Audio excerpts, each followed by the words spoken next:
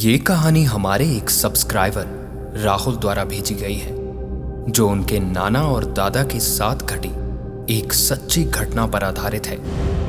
हिमाचल प्रदेश का एक सुंदर और मनमोहक डिस्ट्रिक्ट चंबा, जो अपने ऊंचे ऊंचे पहाड़ों और घने जंगलों के लिए जाना जाता है। इसके साथ ही वहां के भोले भाले लोग और उनकी देवताओं के प्रति आस्था भी दुनिया भर में दर्शकों का केंद्र बनी रहती है। पर इसके बिल्कुल विपरीत सदियों से वहां चुड़ैल, डायन और भूत प्रेतों की सच्ची घटनाएं भी चली आ रही हैं, जहां कई लोगों का मानना है कि पुराने समय से ग्रामीण इलाकों में भूत प्रेत और चुड़ैलों से लोगों का सामना यहां कई बार होता रहा। पर समय धीरे धीरे बदलता गया और भूत प्रेत की सभी बातें अब बस दादा दादी की कहानियों और किस्सों में मिलती हैं। पर उन घटनाओं को सुनने भर से ही आप लोगों की रूह कांप जाएगी। नमस्कार, माय टाउन चैनल में आपका एक बार फिर स्वागत है। एक कहानी ऐसी भी, एपिसोड 277। ये घटना साल 1990 की है, जब राहुल के नाना फॉरेस्ट गार्ड के यहाँ चौकीदारी का काम किया करते थे।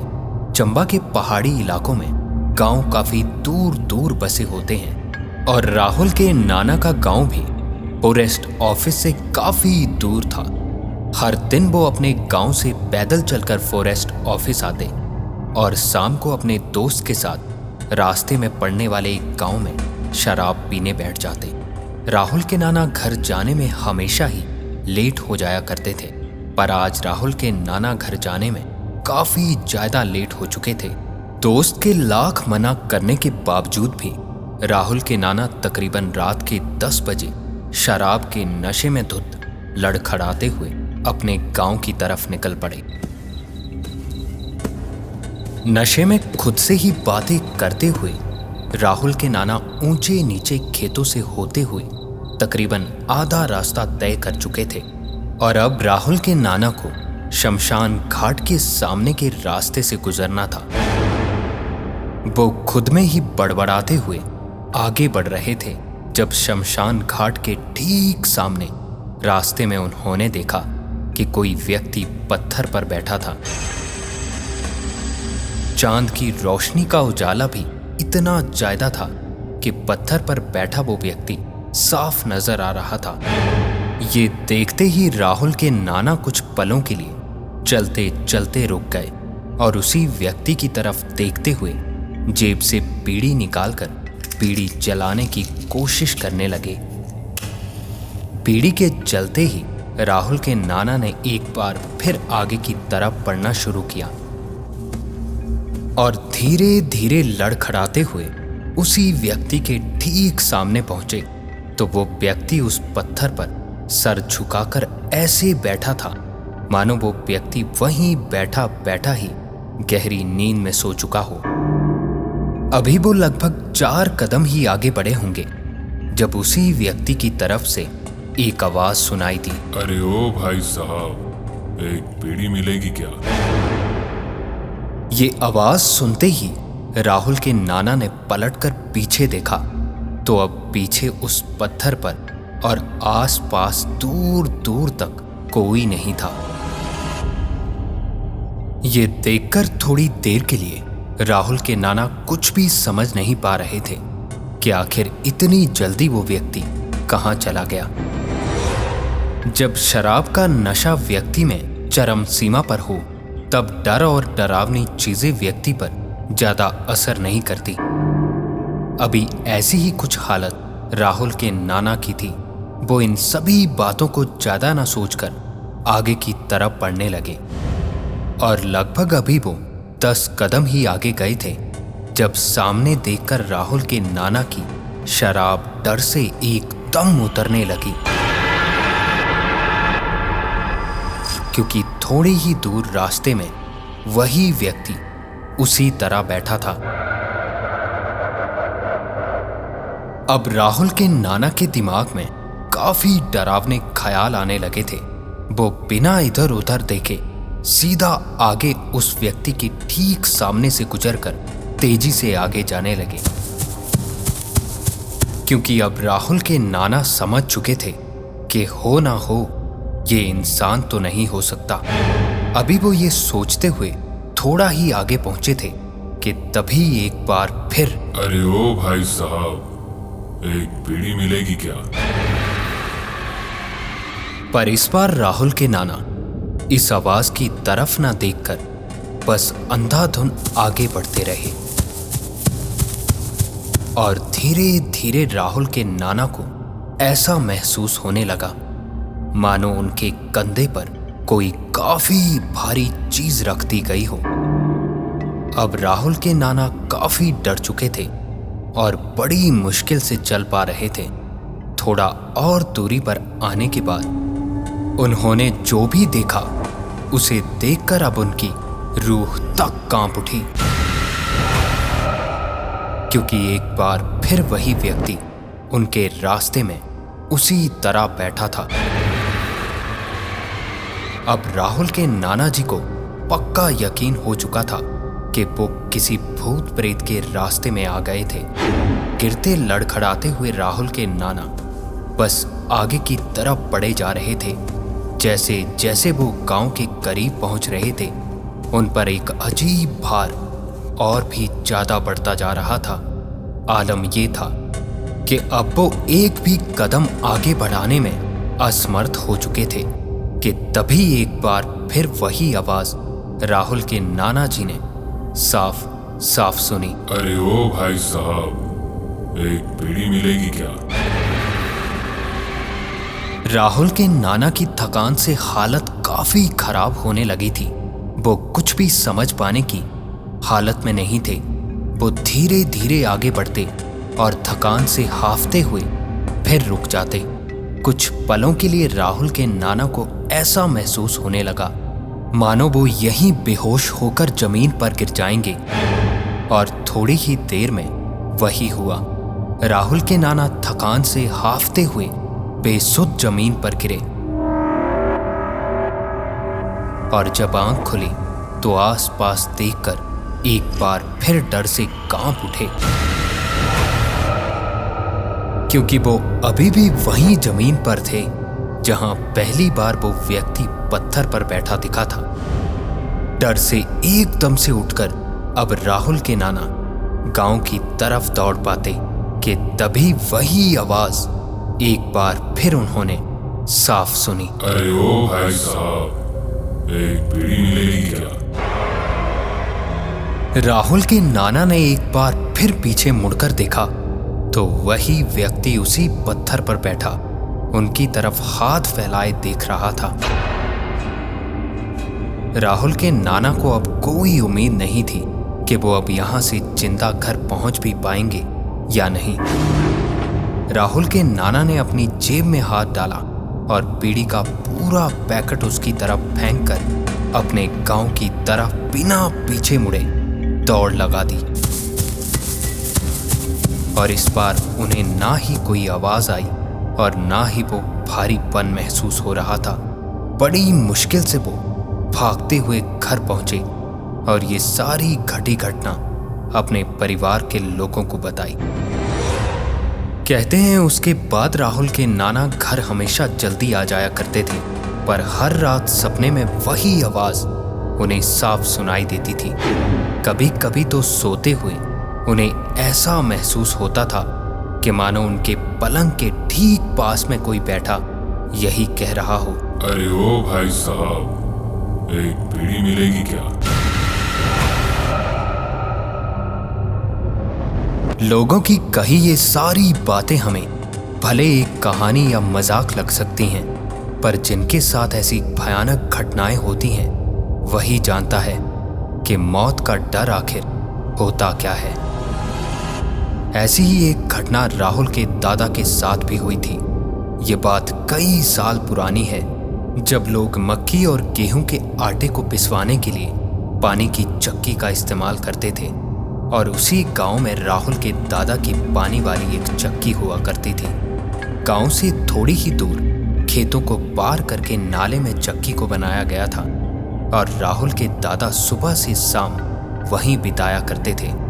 सर्दियों में गांव के ज्यादातर लोग शहरों की तरफ चले जाते हैं तो राहुल के दादा और दादी को छोड़कर बाकी सभी शहर जा चुके थे, क्योंकि हिमाचल के पहाड़ी इलाके सर्दियों में हमेशा बर्फ से ढके रहते हैं। एक बार सर्दियों का समय था जब गांव में इक्के दुक्के लोग ही बचे थे और हर दिन की तरह राहुल के दादा चक्की पर काम खत्म कर घर की तरफ जा रहे थे। शाम के तकरीबन 5 या 6 बजे होंगे। सर्दियों में अंधेरा इसी वक्त होने लग जाता था। राहुल के दादा अपनी चक्की से थोड़ी ही दूर पहुंचे थे जब उन्होंने देखा कि उनके ठीक सामने रास्ते में एक व्यक्ति एक ही जगह खड़ा जमीन की तरफ देखे जा रहा था। आसपास के गांव में जितने भी लोग बचे थे उन्हें राहुल के दादा अच्छी तरह जानते थे, पर यह व्यक्ति इस इलाके का तो बिल्कुल नहीं था। राहुल के दादा ने उस व्यक्ति के ठीक पास आकर देखा तो उस व्यक्ति का पूरा शरीर ठंड से सफेद पड़ चुका था और चेहरा भावहीन सा लिए हुए वो व्यक्ति बस जमीन की तरफ देखे जा रहा था। राहुल के दादा ने यही सोचकर कि कोई पागल मुसाफिर है और मदद करने के इरादे से कहा, अरे कौन हो तुम? यहाँ ठंड से मर जाओगे। कहाँ जाना है तुम्हें? पर राहुल के दादाजी की ये बात सुनकर भी वो व्यक्ति बिल्कुल ना हिला और उसी तरह वहीं खड़ा रहा।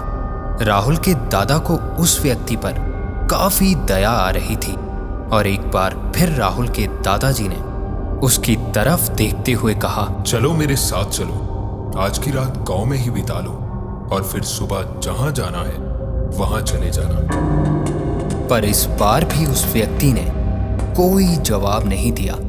काफी देर उसी को देखकर राहुल के दादा, अरे ठंड बहुत है यहाँ, कभी भी बर्फ पड़ जाएगी। जब मदद चाहिए हो तो गांव की तरफ आ जाना। राहुल के दादा ये कहते हुए वहां से घर की तरफ बढ़ने लगे।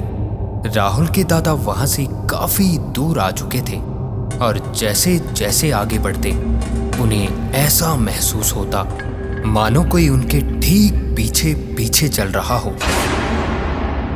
राहुल के दादा बार बार पीछे मुड़कर देखते, पर उन्हें दूर दूर तक कोई नजर नहीं आ रहा था। ऐसे ही देखते देखते राहुल के दादा घर पहुंचे तो रात को खाना खाते हुए उस व्यक्ति की बात उन्होंने दादी को बताई। तो इस पे दादी का कहना था, सर्दियों का टाइम है और इन दिनों बुरी शक्तियां भी जागती हैं। ऐसे ही किसी से उलझा मत करो, पता नहीं कौन हो सकता है। इस पे राहुल के दादा का कहना था, बेचारा ठंड से मर रहा था, मैंने अपनी आंखों से देखा, और तुम कह रही हो कि बुरी शक्तियां हो सकती हैं। पता नहीं कौन था बेचारा। ये सारी बातें करने के बाद और खाना पीना खत्म होते ही राहुल के दादा दादी जल्दी ही सोने चले गए। पर आधी रात हुई तो घर से बाहर आती किसी चीज की आवाज सुनकर राहुल के दादा की नींद खुली। ये आवाज सुनकर ऐसा लग रहा था मानो कि बड़ी बड़ी किसी चीज की बोरियां कोई घर के बरामदे में रख रहा हो। राहुल के दादाजी के घर के आसपास कोई भी गांव वाला यहां नहीं था, तो ये आखिर आवाज किस चीज की थी? यही सोचकर राहुल के दादा उठे और अपने पास रखी छोटी सी टॉर्च जलाकर बाहर की तरफ बढ़े और बाहर आते ही बरामदे की तरफ देखा तो कुछ पलों के लिए उन्हें उनकी खुली आंखों पर बिल्कुल भरोसा नहीं था, क्योंकि बाहर वो सभी आटे की पिसी हुई बोरियां रखी थी जो इन सर्दियों में पानी के कम बहाव के चलते लगभग 30 दिनों तक पिसी जानी थी। वो एक ही रात में पिसकर चक्की से अपने आप घर पहुंच चुकी थी। टॉर्च लगाकर राहुल के दादा ने चारों ओर देखा तो घर के बाहर दूर दूर तक कोई नजर नहीं आ रहा था। अब उन्हें कुछ भी समझ नहीं आ रहा था कि आखिर ये हुआ तो हुआ कैसे। वो तेजी से अंदर पहुंचे और अपनी पत्नी को जगाते हुए बोले, शायद तुम सच बोल रही थी। वो जो आज मुझे मिला था, लगता है वो इंसान नहीं था। ये सुनते ही राहुल की दादी एक झटके में उठी और कहा, क्यों, क्या हुआ? इसके बाद राहुल के दादा ने सारी बात बताई तो अब उन दोनों में डर काफी ज्यादा घर कर चुका था। अगले कई दिन तक सब ठीक रहा, पर रात में हमेशा राहुल के दादा की नींद बाहर किसी के चलने की आवाज से खुल जाया करती थी और जब बाहर जाकर देखते तो दूर दूर तक कोई दिखाई नहीं देता। इन घटनाओं के तकरीबन 15 दिनों के बाद एक ऐसी घटना घटी कि जिसे देखकर कोई भी व्यक्ति डर से दहल उठता। उस दिन दादा दादी दोनों घर में आग के पास बैठे थे। बाहर हर तरफ धुंध ही धुंध छाई हुई थी और भारी बर्फबारी हो रही थी, पर दादा को घर का सामान लेने गांव से थोड़ी ही दूर जाना था। अपना थैला उठाकर राहुल के दादा घर से निकल ही रहे थे। अभी वो घर से 10 कदम ही दूर थे जब दादी का घर के दरवाजे पर खड़े हुए ही कहना था, जल्दी आ जाना, घर में लकड़ियां भी खत्म हो रही हैं, रात होने से पहले वो भी लानी पड़ेंगी। इसके बाद राहुल के दादा आगे की तरफ बढ़ गए और दादी घर के कामों में लग गई। तकरीबन शाम होने वाली थी और राहुल की दादी खाना बनाने में व्यस्त थे जब बाहर एक काफी जोर से आवाज हुई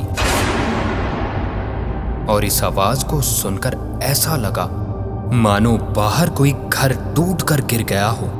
पर राहुल की दादी यही सोचकर कि बाहर बर्फबारी हो रही है, शायद छतों से बर्फ गिरी हो, अपने काम में लगी रही।